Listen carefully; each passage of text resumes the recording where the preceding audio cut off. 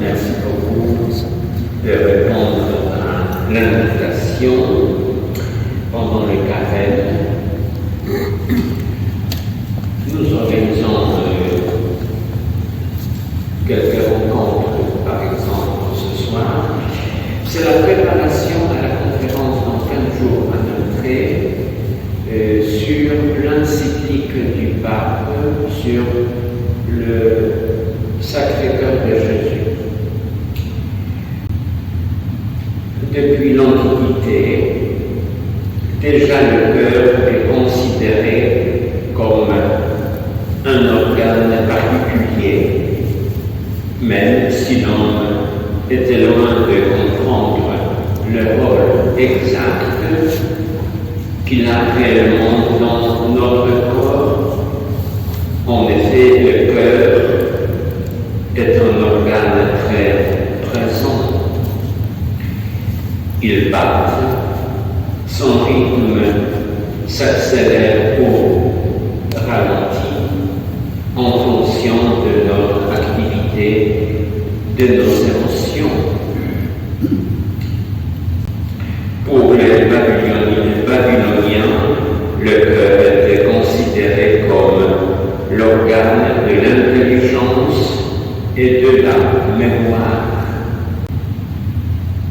Les Égyptiens, les Grecs et les Indiens lui attribuaient déjà une fonction symbolique. Aristote, philosophe grec, affirmait que le cœur est le signe des sensations, des passions et de l'intelligence. Plus proche de nous, Descartes affirmait que le cœur était le siège incontesté des émotions, puisque nous percevons en lui les passions du corps grâce au battement du cœur. Connaissons déjà l'importance du cœur pour les civilisations précédentes. Il n'est pas étonnant que le cœur ait été pensé par la religion chrétienne comme le symbole de l'amour pour autrui. Dans l'Évangile selon Saint Jean, ce dernier pose la tête sur le cœur de Jésus durant la scène. Au cours de la Passion, Jean voit le cœur de Jésus être transpercé. Les pères de l'Église, comme Saint François de Sales, Catherine de Sienne ou Saint Augustin, font souvent un lien entre le cœur et la prière. Les croisades en Terre Sainte pour délivrer le tombeau du Christ, puis à la recherche de reliques, furent le point de départ d'une ferveur pour la passion de Jésus et notamment pour les plaies sacrées. Cet engouement renforce le culte du cœur de Jésus de manière informelle dans les grandes congrégations religieuses telles que les Chartreux, les Franciscains, les Dominicains. Cet intérêt conjoint pour le cœur de Jésus prépare le terrain aux révélations de la voyante Marguerite Marie de la Porte. Religieuse au monastère de la Visitation à Paray-le-Monial,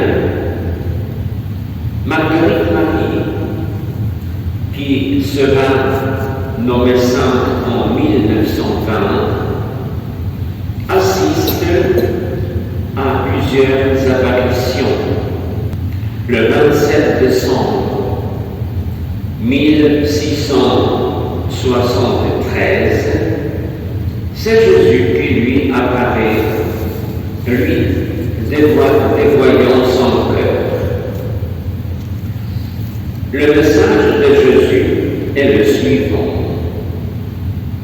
Mon divin cœur est si passionné d'amour pour les hommes, et pour toi en particulier, que ne pouvant plus contenir en lui-même les flammes de son ardente charité, il faut qu'il les réponde par ton moyen. En 1675, au cours d'une nouvelle apparition, Jésus lui dit: voilà ce cœur qui a tant aimé les hommes, qu'il n'a rien épargné jusqu'à s'épuiser et se consommer pour leur témoigner son amour. Et pour reconnaissance, je ne reçois de la plupart que des ingratitudes par leur irrévérence et leur sacrilège, et par leur froideur et leur mépris. Jésus demande à ce que son cœur soit représenté et honoré pour qu'il puisse répondre ces saintes grâces. Il demande alors que soit instituée une nouvelle fête pour honorer son cœur. La transmission du message de Marguerite Marie fait peu à peu son chemin. Plusieurs religieux se font le relais de la diffusion du culte du Sacré-Cœur. En France, suite à la Révolution française et durant la guerre de Vendée, le membre de l'armée catholique et royale de Vendée choisissent d'aborder le Sacré-Cœur pour montrer leur opposition à l'absence de référence catholique de la Première République. La reconnaissance par l'Église du message de Marguerite Marie Alacoque se fait en plusieurs étapes. En 1775, le message délivré à Marguerite Marie est reconnu par le pape Clément XIII. Il institue la solennité du Sacré-Cœur. Cette reconnaissance est suivie en 1856 par celle du pape Pie IX, en instituant la fête du Sacré-Cœur. À partir de ce moment-là, les représentations du Sacré-Cœur font le tour du monde. Aujourd'hui encore, le Sacré-Cœur reste un symbole fort. En 2011, Benoît XVI consacre la jeunesse du monde entier au Sacré-Cœur de Jésus lors des Journées mondiales de la jeunesse à Madrid. Comme l'a délivré Jésus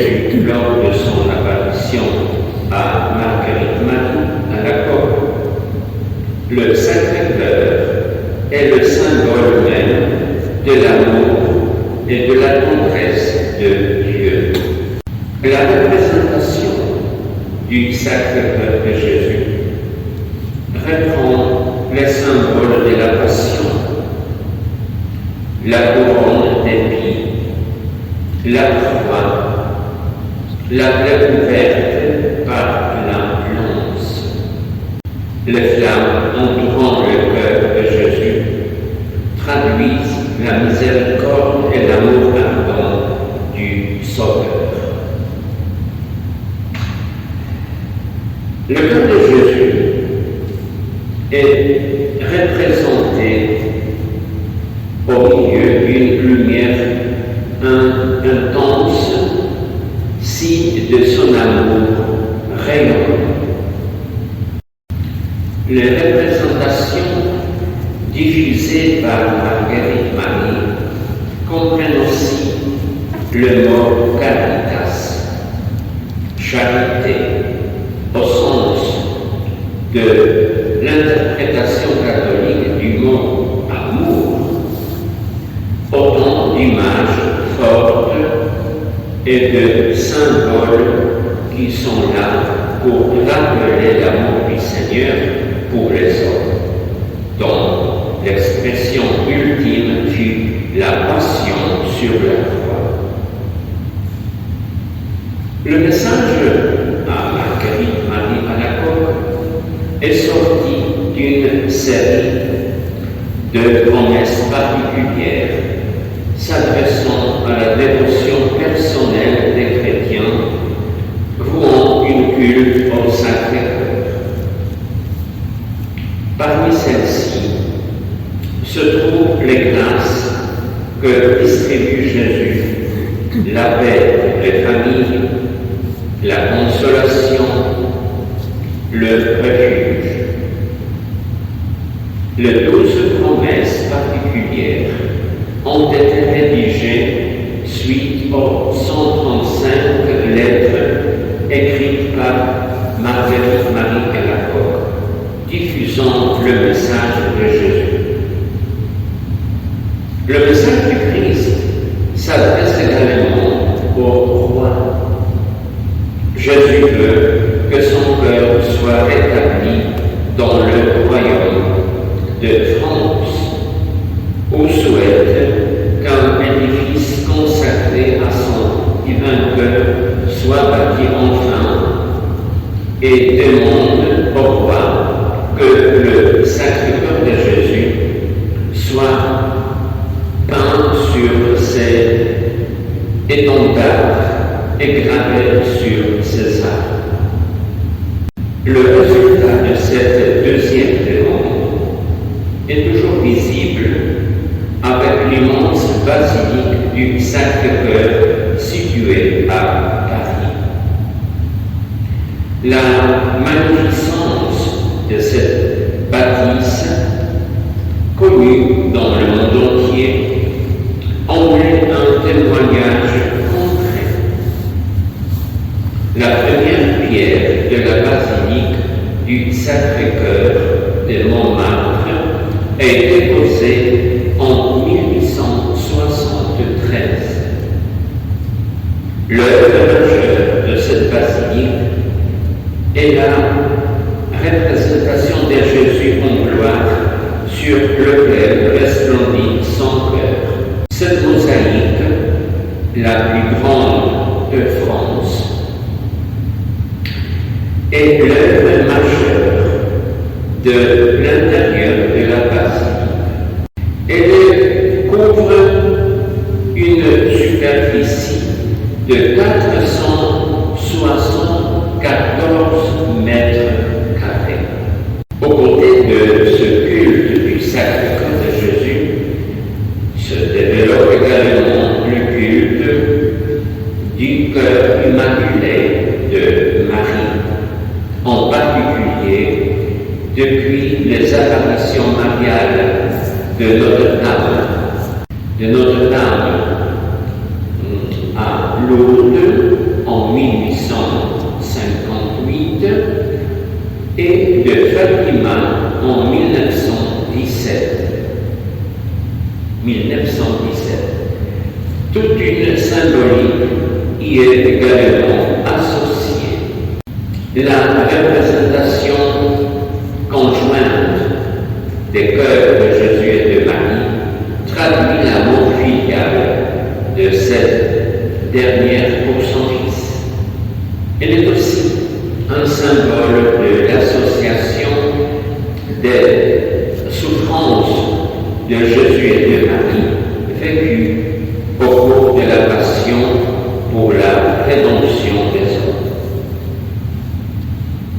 Aujourd'hui, le culte du Sacré-Cœur dans notre monde, en recherche de sens, reconsidère le don de la comtesse, de l'amour et des relations humaines trop souvent mises au côté.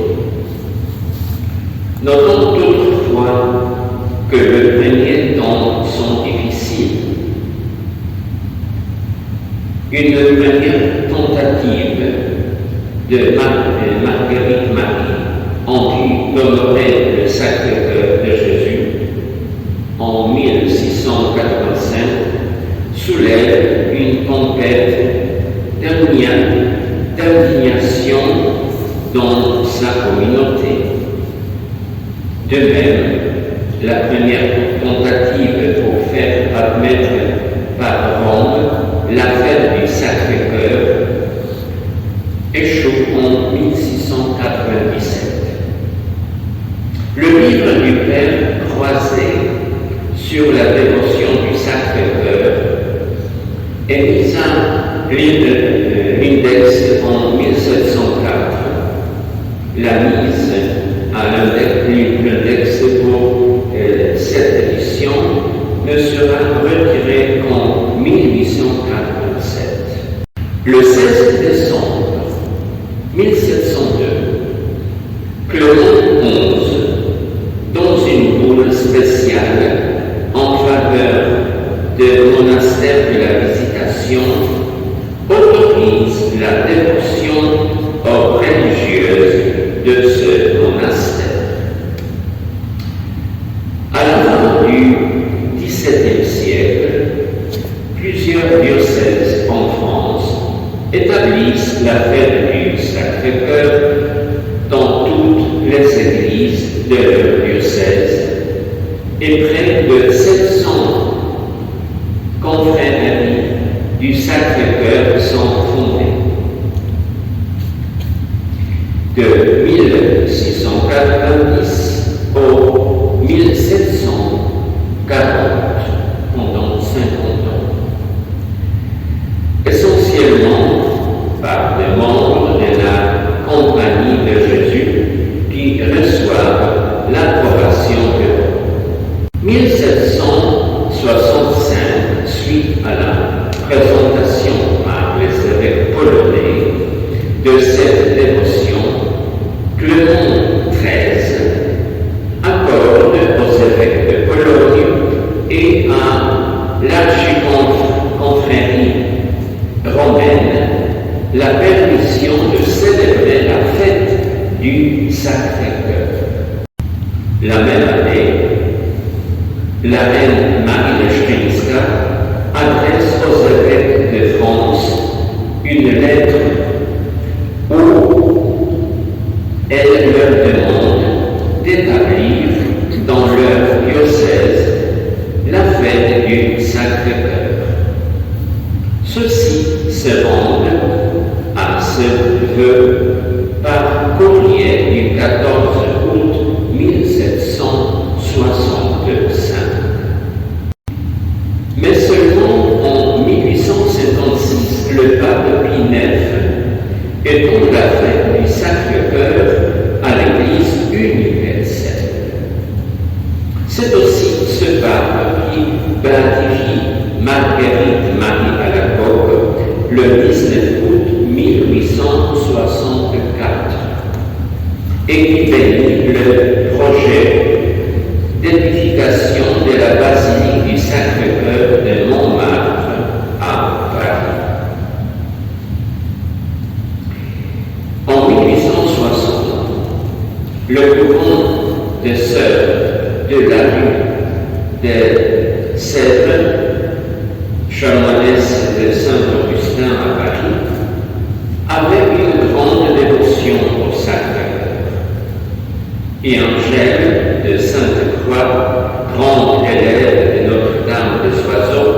eu l'institution de demander, eu l'intuition de demander à l'archevêque de Paris de consacrer le mois de juin au Sacré-Cœur comme le mois de mai était pour Marie depuis longtemps déjà. Vie de la fête du Sacré-Cœur se fêtait en juin. Cela était accepté par l'archevêque et institué quelques années plus tard par le pape pour l'Église universelle. En 1899, Léon XIII consacre solennellement l'ensemble du genre humain au cœur très saint de Jésus avec l'encyclique Annunum Sacrum. Le 13 mai 1920, le pape Benoît XV canonise Marguerite Marie. En 1929, le pape Pie XI décide de la composition d'une nouvelle messe en l'honneur du Sacré-Cœur. Dans ce nouvel office liturgique, le Saint-Siège fait pour la première fois explicitement mention du lien entre le message de Père et la fête du Sacré-Cœur. Par la suite, le même pape publiera l'encyclique Miserantissimus Redemptor, véritable petite somme théologique du Sacré-Cœur. En 1956, Pie XII, avec l'encyclique Haurietis Pacras, rappelle qu'on doit attribuer au Sacré-Cœur le même culte d'adoration dont l'Église honore la personne même du Fils de Dieu incarné. Depuis 2002, la journée de prière pour la sanctification des prêtres a lieu le jour de la fête du Sacré-Cœur. Les apôtres du cœur de Jésus dans l'Église.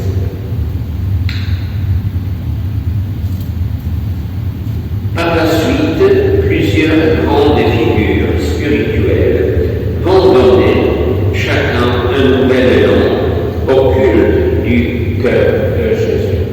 Le premier de ces apôtres du Sacré-Cœur est Benoît Joseph Labre, qui vint à Paray-le-Monial comme pèlerin et dit ceci: ce cœur que vous m'avez donné, où puis-je mieux le placer que dans le vôtre? C'est là que je le dépose au nom de Jésus. C'est là que je veux habiter et que je veux prendre mon repos. Aussi, grand apôtre du cœur de Jésus dit ceci: mon Dieu, mon Sauveur, j'adore votre cœur sacré, car ce cœur est le signe de toute vos plus tendresse, affection pour nous pécheurs. Il est instrument et l'organe de votre amour. Il a battu pour nous. Il a soupiré d'un grand désir de notre amour. Il a souffert douloureusement pour nous et pour notre salut. Sainte Thérèse de l'Enfant Jésus était imprégnée du message de Paray-le-Monial. Elle dit: ô mon Dieu, va-t-il rester en votre cœur? Il me semble que si vous trouviez des âmes s'offriront en victime de l'holocauste à votre amour, vous les consumeriez rapidement. Enfin, l'on peut citer ces grands amoureux du cœur de Jésus, Sainte Thérèse Bénédicte de la Croix, Edith Stein,